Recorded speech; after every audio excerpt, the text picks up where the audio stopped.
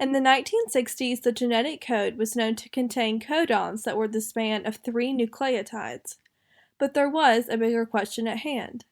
Which groups of these 3 nucleotides code for which amino acids? In order to break this genetic code, Nirenberg and Mattei first looked to homopolymers. Homopolymers are RNA molecules with a single type of nucleotide. By using polynucleotide phosphorylase, in addition to uracil nucleotides, they found that synthetic RNAs were able to be created with molecules that consisted exclusively of UUU codons.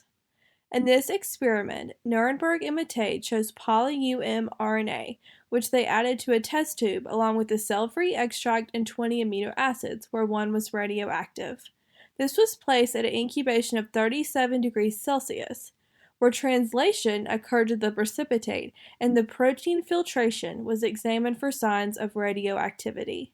In order for radioactivity to occur, the amino acid must be in the protein, along with the codon that codes for that same amino acid. They then decided to repeat this experiment with 20 more tubes, where a different amino acid was radioactively labeled. Their conclusion was that UUU coded for the amino acid phenylalanine. Additional experiments using poly-C and poly-A RNA determined that AAA encoded for lysine, CCC encoded for proline, and poly-G was not able to be interpreted.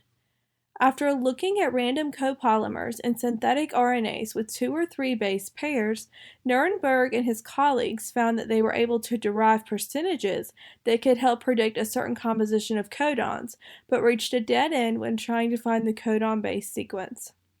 This led Nirenberg to work with Philipp Leder in 1964, where they created a triple binding assay with ribosome-bound tRNAs.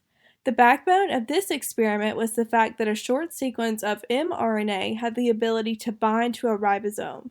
This mRNA would then base pair with the corresponding anticodon on a tRNA that carried that specific amino acid.